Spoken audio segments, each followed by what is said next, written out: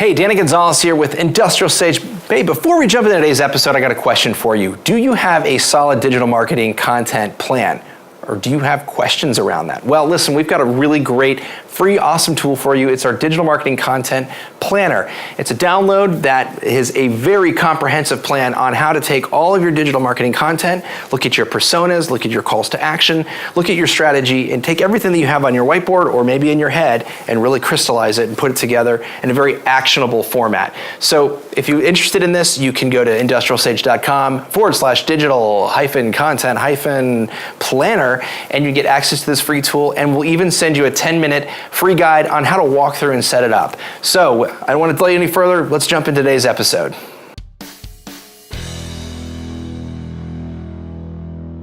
Hey, you're in luck for today's episode. Today we're going to be talking about presentations. Listen, we all do it, whether you have an internal or an external audience. If you're talking to your upper management or we're doing it from a sales standpoint, there's a lot of crossover, definitely between marketing and sales and some of this really exact same techniques. But you know what?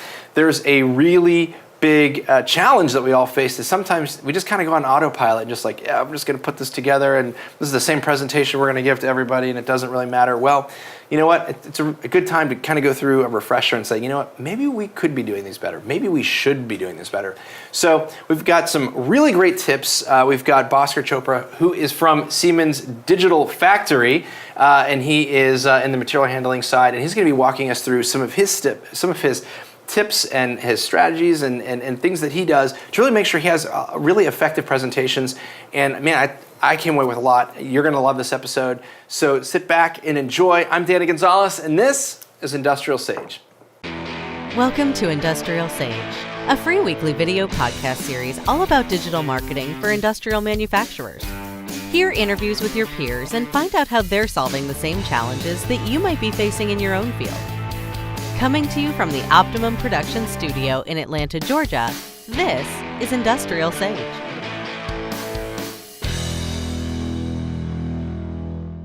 All right, well, let's go ahead and jump in this episode. Bhaskar, thanks so much for joining us.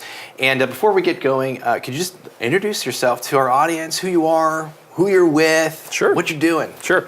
So my name is Bhaskar Chopra. I'm the industry manager for material handling with Siemens Digital Factory. Excellent. So, today's time, we're going to be talking about presentations. And that's kind of a big deal. So if you're in business and you're B2B sales, presentations are kind of really, really important. But there's been, maybe some evolutions, there's been some changes. We've all been through those really great presentations, and we've all been through those really, really boring, you're questioning, my life's purpose, presentations and things like that, right? So maybe, in your experience here, what are some of those do's and don'ts that you've seen that you kind of like worked through that have, helped you? We can talk about that. So presentations, I guess, are a very critical part of anybody's job, whether you're doing sales, doing a business planning, doing financial statements, anything you're doing as part of your function for your job, you're presenting this information to somebody. Right, yeah. More often than not, I imagine you want to present it to people of either your client standpoint or your management. Mm-hmm. And in both cases, their time is very valuable, right? Yeah. You want to be very cognizant of how much time they have and stressing the importance of whatever you're trying to say to them in the most efficient manner. Mm-hmm. You've given presentations, I imagine, in the past. Who are some of the people, who are the types of people that you've given presentations to? So I've given presentations to one or two people. Obviously, different companies, there's so many different audiences like you mentioned, that internal, external audience. I mean, for a lot of times, most of it's like external for us. Mm-hmm. So, you may be presenting in front of one person, having that one-on-one, doing it via WebEx, mm-hmm. or you're having it in person, or you're presenting in front of a whole tribunal, the whole just boardroom full of people. And so, each of those situations completely varied. It's been interesting, the feedback you get from people. Some people, like the slide deck. Some people hate the slide deck. Some people, I don't know. I've been in that. So we did a trade show back in March, and there was a variety of different types of presentations that we were, watching. We had to deliver, and we had to get accommodated to.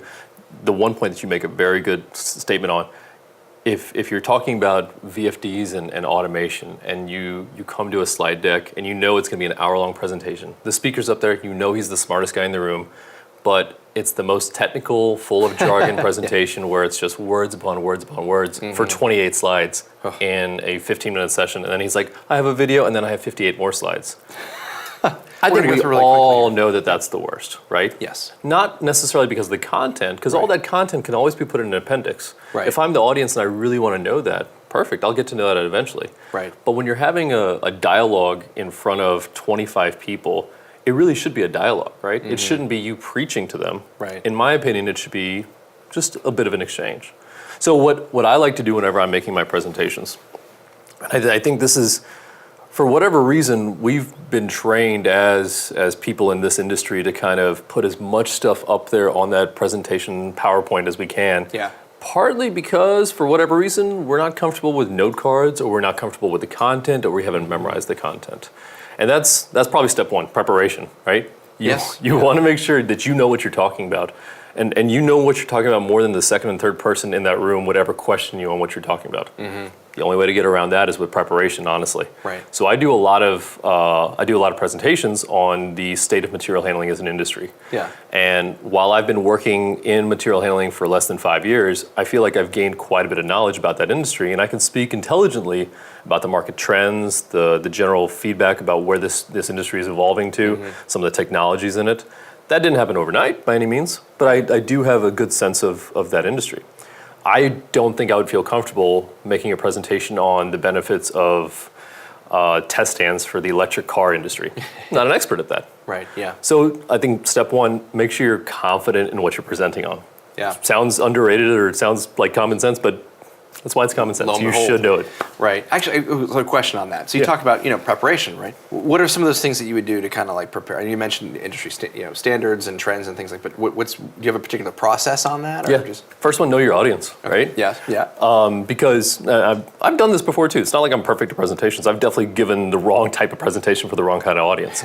If I'm meeting with a C-suite executive and I'm talking about the nuts and bolts of my product, they don't care very quickly. No. Yeah. And I've made that mistake several times, but you learn about these things. So first step is know the audience that you're presenting to. That's sometimes tough in trade show environments because your audience could be a little bit of everyone. Yeah. But in seminars that we do inside trade shows, I try to really get a feeling for who these people are, what their titles are, and what they're interested in. I'll even send a survey out ahead of time, if possible. It may sound like a little bit of overkill in that aspect, but you're asking for an hour of these people's valuable time. And that hour means a lot more than the cost of a VFD or the cost of a PLC does. That's an hour of their personal time. Right. And so if you throw something out there that says, hey, this is my normal things that I want to talk about, but is there anything special that you'd like us to get into?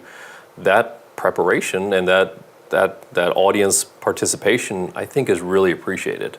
And I think there's a really key point in here that obviously, yes, one would say this is very much a very sales-driven activity. However, you still have the exact same framework that you would in marketing activities, and the exact same process. And I think that's where a lot of people get hung up on, is in terms of that, knowing your audience, knowing that persona. You mentioned a really great thing, so C-suite versus end user versus who are you talking to and who are they going to care about? C-suite, bottom line, if you're talking about a publicly traded company, let's talk about EPS. How is this going to impact these things over here? Not how are we going to do it, the nuts and bolts, like, okay, we're going to do this and then we're going to connect this over here. No. We want high level, like we implement this solution and this investment, return on this is going to do this, and here's the X, and what have you, right? I think to a certain extent, it's kind of like, so when we were in middle school, high school, we had a very general format about how to write essays. You say what you're going to say, you talk about how you're going to do it, and then you say what you're going to say again. To a certain extent, that's kind of how presentations should be too. You open, especially to a C-suite executive, you open with, this is what I'm going to deliver you. Right. And then depending on the level of how engaged they want to be, you can get into some of the nuts and bolts, but you always start with, this is what I want to deliver you. This is what the purpose of my meeting here is. This is what we're going to go deliver. And then you've grabbed their attention. If they have very specific questions about that, then that gives them an opportunity to expand upon that. Right. A lot of times in presentations in this industry, we really like to work up to a final point. And that's fun, because talking about how we're going to build up to this point makes that crescendo happen at the end. Right. But depending on your audience, you may not have time for that. Yeah. Or they may not have time for that. That's the key. It's not about your personal, enjoyment of your topic. It's about what they want, what the people want. Yeah. And I've tried to adopt that as much as I can into all my presentations. That also leads kind of into my second thing that I like to really have. It also goes along with preparation, but before you put any words, any content, any pictures on a PowerPoint, you need to have some sort of a storyboard, right? So that goes with like a marketing plan or animations or whatever you want to do. There's got to be a plan in place, and that's very hard because to think about what you're going to put on this PowerPoint before touching the PowerPoint, it's not an intuitive process. Right, yeah. But I swear, this makes the actual creation of the PowerPoint 20 times easier because now that you have a storyboard created about what you want to talk about and the steps that you want to talk about these things in and how different PowerPoint slides might be able to build into these other steps, you get a strategy for your slide set. And then when you present it, you're all the more prepared because you've got 3 layers of understanding for how you want to exhibit this content to people. Absolutely.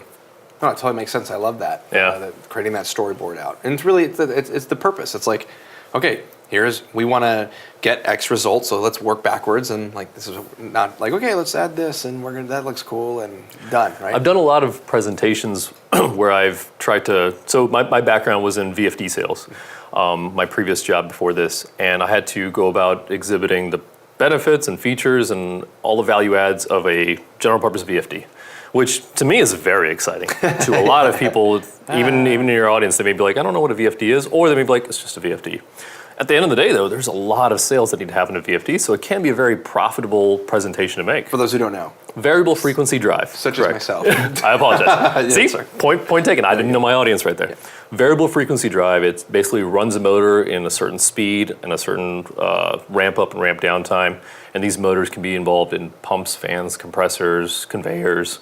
Okay, so like my pool pump that just went out, my capacitor just went on me. There's actually, I mean, more often than, if you lived in Florida, there'd be a rule that says you have to have a VFD on it. More and more states are starting to incorporate that. All right, yeah. So I would have to get presentations on these VFDs. And I would try to make it so my presentation isn't a very static, here's what a VFD is presentation.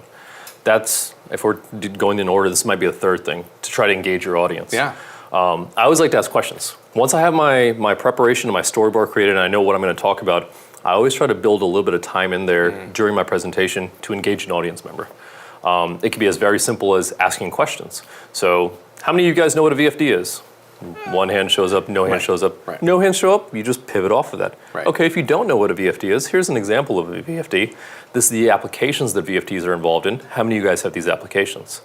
And it's very simple things like that, in my opinion, that at least gets some of the, what's the right word? Some of that hindrance of audiences wanting to actually listen to you away. Right, yeah. If you start asking questions, then in reality, the people in the audience are going to be like, well, maybe I should pay attention to some of this and really be ready for whatever questions are going to happen. Exactly. It's not malicious. It's meant to get audience interaction and get people to come back to you. It just reminds you of when you were in school and you were like, oh, I don't want to be asked. I better pay attention. Exactly. Like, oh, what's going on here? Yeah. Exactly. Subconsciously, that's probably where it comes from in reality, because I was always caught off guard.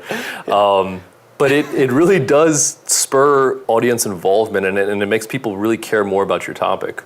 Yeah. And then often what I would try to do is always incorporate like a hands-on demonstration with my presentations too. But I would never want to do that by myself. My biggest thing that I talked about with VFDs for Siemens was the ease of use of them.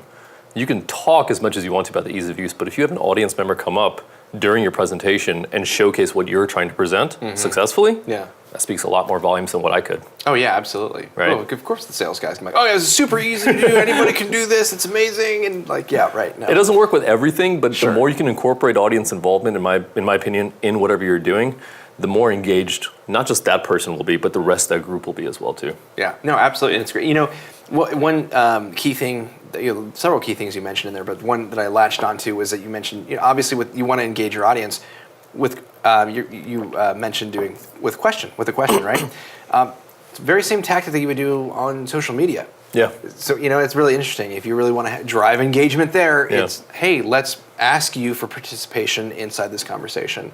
And there's a reason why they call that engagement, right? Yeah, so. There's a psychology involved in all presentations. I don't want to make this sound like it's a brilliant new science, but I think there is. I think it's brilliant. You're talking to people, right? And all people have certain emotions and certain characteristics that they want to convey to people, whether they have the best way of conveying this or not, that's for people to decide. But if you can tap into something that person is very concerned about, but maybe too shy to talk about it in a crowded environment of 100 people. Right. If you can make that interaction easier for him or her, that's really the key of getting that audience member engaged in whatever you're selling. Okay. So let me ask you this question then. With question, you build out that storyboard. And you mentioned earlier on in the conversation, okay, sometimes you have like just layers and layers of text. I'm saying not you, but people, and there's just all kinds of technical information. How do you? What's like best practice in terms of handling that, or have you handled that in the past, where you have a very highly technical product or something, and you've got a slide deck, or maybe you don't. I don't know. Do you have a slide deck? And if you do, well, you mentioned you had the storyboard. So what do you put on that? I personally like to limit it to a very Apple, Steve Jobs-like presentation format. I'm not sure if that's the best practice by any means, or if that's the best way of doing it, but that makes me feel a little bit more comfortable whenever I'm in front of an audience. I read a study just before I came here, just to refresh my mind about that stat, but I think I've forgotten the exact stat, but something like the first 2 lines of most presentation slides is what people read, if that. And then if you have more than 2 lines of slides, then people are either 100% focused on reading everything that's in that slide, or have tuned out what you're saying and kind of halfway participating in that slide content. You've lost 100% focus, one way or the other. Yeah. You want people to listen to you rather than read off of a slide. Yeah. Appendix slides are there for that. Right. So if you do have a technical topic like how a VFD is meant to operate, I always like to have images up there, and images that have as little word content as possible. And I let myself do the speaking, because at the end of the day, they want to hear and understand what they're talking, what you're selling, what you're trying to convey or educate to them. That's where that preparedness goes into play. That's where having that knowledge of whatever you're presenting goes into play. You can wind up being a much more effective liaison of that information than words on a slide ever will. Think about it like this too.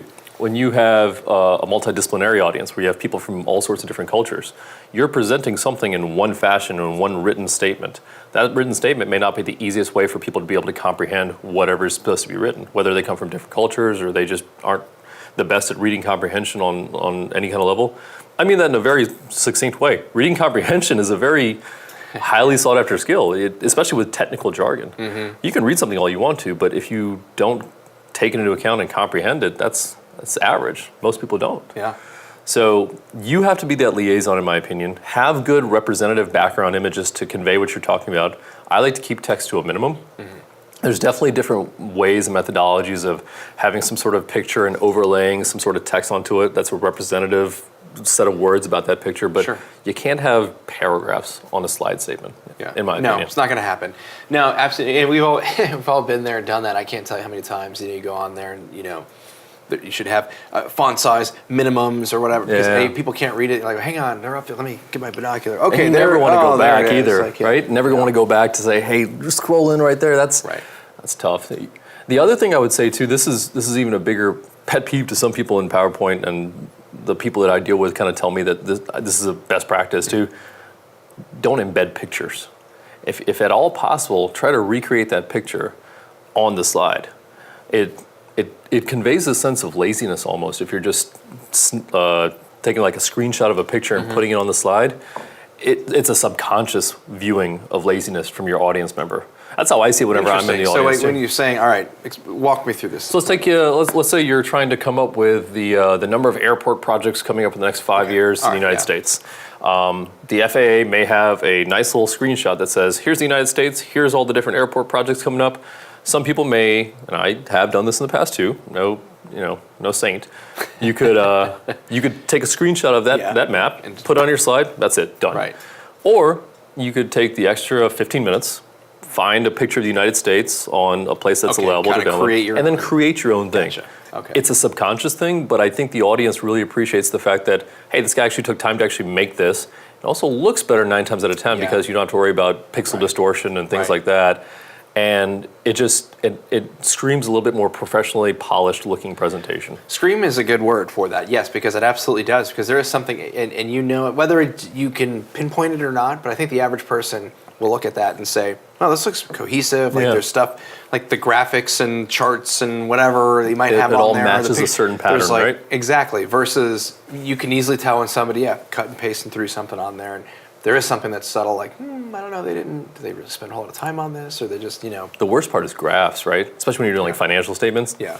I know there's a lot of extensions out there within PowerPoint to be able to embed Excel files, and there's tons of third-party extensions to be able to bring in things like that. Use those extensions. If your company has access to those extensions, use those things. Don't just always screenshot an Excel graph and put it in there. Yeah, that's true. And I say this too. When you put your content on a slide, if you feel that you have to say, well, I know you can't see this, but that's a couple red flags right there. Like, no, you should probably scale that down and make sure you could, comprehend it, right? Yeah. Yeah. No, there's a ton of individual small little best practices to get into like that, and just being mindful that the audience is the one that cares about this. Yeah. Not you completing the PowerPoint, right, but the audience. Well, I think there's a couple key things there too. And again, this all goes back to marketing. It's messaging, your audience, and you mentioned a key thing on there, education. Sales has definitely evolved, but it hasn't completely. It's not like, oh, we're doing things radically different than maybe the way, the method of communication, yes, that has radically changed, but sales, and when in caveman days, I'm sure it's education, providing value, developing a relationship, that has not changed, right, and that won't. Right, the technology on how it gets delivered, it will, but I think. Sometimes, particularly in the manufacturing industrial space, there's been this tendency, and correct me if I'm wrong, this is a perception that we've seen, it's just that messaging and presentations, we're the biggest, we're the best, we're the greatest, that's why you want to work with us. Have you, and is that? That happens a lot, right? Yeah. And that's got its place. It definitely does. Sure. To the right person, probably that does. That company that's hearing all that, though, probably doesn't care if you're not the best and most appropriate for them. Right. Yeah. And that's where all that homework comes in ahead of time. Right. That's where that preparedness comes in ahead of time, to be able to say, I may be the biggest, best company out there in the world, but if I'm not the right company for you, how are we having this meeting? Sure. Yeah. Well, and I guess another variation on my question on that, how many of your presentations would you say would be more education-based versus, very matter-of-fact? They're all education-based. I don't know if that's as a result of the type of job that I have, or just the way that I like to talk to people. If I can, my bigger background prior to Siemens too, I used to be a tutor for a long time. My mom was a teacher. I liked teaching to people. I liked talking to people. As you can tell, I like talking to people. But if people can gain something out of their time with me, then I feel very happy on the inside. Yeah. My dopamine levels just kick off when I'm teaching people stuff. And so as a result, I think all of my presentations always have some sort of setup towards an educational type environment. I don't want to speak about what Siemens is or what any of my company facets are. That's nice, but that's also researchable in 2018. You can find out what we do from a large perspective. Now, how those things that we do impact you as a person and how you can benefit from those things, that's education for the customer. That's education for that individual right there. It's hard to say 100% of my presentations are education, but solid 90% of them are. Yeah, 90% of them. Absolutely, and that's that's the big thing that we're seeing. That shift in marketing as well. That's the really big opportunity there, is people realizing, hey, you know what? Maybe these messages aren't working before like they will. Maybe we need to educate. The big thing is really providing value. And that's what you're doing. So we kind of strayed away from the way of doing presentations, but this is a nice segue into that again. When you've given presentations in the past, what do you do when you first start your presentations? What do you start off with? That's a great question. I do a couple different things. Sometimes I think the go-to is, hey everybody, this is who we are, yada yada yada. We're trying to move away from that a little bit more and just like jumping right into it. Yeah. And I think the big thing is focusing on your audience first versus, because a lot of times we'll come in and you hear, we want a capabilities presentation. We want to know what you guys can do. And so there's a big tendency to just like jump right into it, and it's all about us, and this is what we can do, and we're amazing. And versus coming in and saying, well, to your point, you're talking about industry trends. Well, let's talk about, here's what's going on in your industry. Yeah. These are some challenges I bet you guys are facing. and kind of walking through all that. Does that answer? That's your an question? interesting point though, because you said I bet you're facing, right. You're taking an assumption, and not just you, just Sure, people. okay, all right. Taking an assumption on what they always want to hear. You can sometimes get a very good idea for what that audience really cares about. More often than not, though, a lot of people will come into a meeting, or you may have extra people coming to the meeting that have their own individual goals and challenges in mind. What I do like to do is, before I start any type of presentation, especially for a smaller crowd, like less than 10 people, where I'm doing like a lunch and learn or something, I'll go around the room. I'll take a legitimate 5 minutes and say, here, I'm Bhaskar, here's what I do. Who are you? What do you do? Why do you care about Siemens? Why do you care about VFDs? Why do you care about material handling? Tell me your experience and what you care about, and I'll write those things down on a board too. Ideally, there should be a whiteboard there. That'd be fun. Or you can just write it down anywhere, just to keep in mind what their goals out of this meeting are. The next statement is a very hot take, but this is why I think PowerPoint probably isn't long for the world, with the way that sales is evolving. Sure. I'll explain that for a second. With PowerPoint, you have a very linear flow of content, right? You create the storyboard, and it's great for what you're trying to do. But if 4 of the people in that room, when you're asking these questions, have things that they want to talk about that are outside the scope of what your storyboard is, your medium is now shot. Now you have to come up with another presentation or try to salvage some stuff from elsewhere. On the spot. And you're like, and that's doable. And we do that all the time. We try to salvage these things, but PowerPoint as a medium really doesn't allow for that non-linearity of conversations. I don't know if there's a solution out there that does, but it makes you think about if our point is to answer every single one of these people's questions and make sure that they all come out of this room with 100% acceptance that this hour of their life was well worth it. How do we do that in the most effective way? PowerPoint's mostly what we have right now. I'd love to hear if the audience has other ideas. Yeah. But still, that first questionnaire portion, making sure that you ask everybody what their goals are, write them on a board so that they can clearly see that you're doing it. Yeah. And I did this for a customer in Marietta like a year ago. We were talking about pump drives and large, like 500 horsepower drives, requiring Ethernet IP communication. That's just an industrial protocol that allows for data transfer between a programmable logic controller and the VFD. And they all had questions. They all had individual different questions. Some had questions about telegram setup, some had questions about horsepower size, some had questions about IP ratings. And I made sure to write all those down in plain English so that they could see it too. Yeah. So they knew I really did care about it. Everyone cares about it, Right. but just to make sure that they understand that we are going to get to every single one of these things. Yeah. I went through my presentation, answered probably half of them, and then I said, the remaining people, you guys obviously still have these questions. Would you mind if I took 15 minutes and found a different presentation to kind of address these other topics? They didn't care. They welcomed it. They wanted it. It buys you some extra time to do other stuff that, as long as they know you're going to answer your questions, that's really all it comes down to. Just be there for them. I really like that. I mean, it's communicating visually, though, too, that I heard you, and we're going to get to this, and I'm not just like I'm not a one-trick pony over here. I'm like, here's my thing. Yeah. It's just funny, you mentioned you have the linear slide deck, and this is it, and we're going to stick to the script. I've never run into that, ever. I've never done that. Yeah. Yeah, probably biggest offender right here. But no, that absolutely makes sense. Absolutely, just really tailoring that message to what you want to hear. I mean, at the end of the day, that's kind of like sales, like 101 a little bit. It's like, hey, what do you guys need? What do you guys want?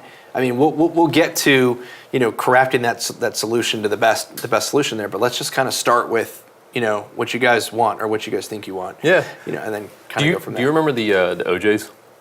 The OJs? Yeah, the Motown band, the OJs. I do not. I'm sorry. That's okay. I don't know why I should. I'm not that old. But they had a song called "Got to Give the People What They Want." It's a very fun tune. It's a very catchy melody. Got to give the people what they want. Got to give the people what they want. Got to give the people what they need. And that just it rings in my mind every time I'm about to go up there and do a presentation. This is a personal thing that I like to do. I like to get psyched up before I give a presentation. I like to get very. So do you have like Matthew McConaughey? Like I'm doing a bunch of push-ups. I'm not very good at push-ups, okay, but all right. I do like to listen to a good song just to get me in the right mind state. And that song always subliminally puts me in the right mind state. So you listen. Okay, so that's like I listen to OJs every time before I go driving up to there. a meeting. You're like, all right, and you're just like, I'm getting in my jam. Yeah, Like, it's weird, but I guess the purpose of it is really because you're trying to give the people what they want. You got to give the people what they need. They were talking about peace in the song. That's awesome, We're talking yeah. about selling drives. It's two different things. hey, you're selling something. Whatever works for you, right? I love it. That's like the walkout music, right? Exactly. There. It's like, I'm coming in. I'm doing this. This is cool. That's awesome. Well, Bhaskar, this has been a really great episode. Again, not just topics. We all give presentations, and it's nothing super earth-shattering, but we forget, right? We forget these things, and I think the biggest takeaway for me, anyways, what you said, and I'm reflecting on how we could do a better job, is the very beginning, preparation. Yeah, as you mentioned.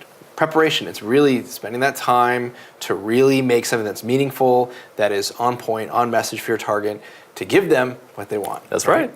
Simple, but we could, just got to remember it. We need to do that. So now that's me. I'm going to steal the walkout music right here. That's it. That's going to be awesome. So, but Bhaskar, thanks so much for your time. Absolutely. If anybody would love to ask you more questions or reach out, what's the best way of contacting you?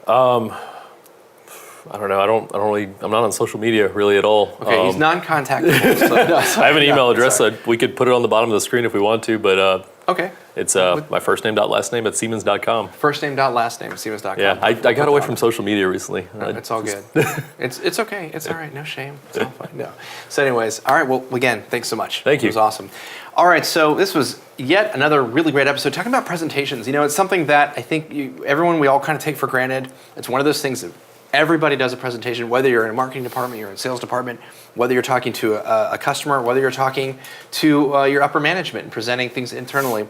And so it's really, really, really easy to kind of forget the basics and just go to all right, here's a slide deck, whatever, we're going to crank this out, and maybe even sometimes using it as a crutch. So some really great tips in here to, for me, I'm taking away this preparation thing. I'm going to make sure that I'm really going to hone in on this and figure out really who is that audience and really present that great information that they're looking for. I'm going to give the people what they want. That's it. So again, thanks so much for listening to this episode. If you liked it, please make sure to share, comment. If you're listening on iTunes, we'd love a review. If you have any questions for any future episodes or content, please write into us, industrialsage.com/questions. We'd love to answer them. And thanks so much for watching this episode. We'll see you next time.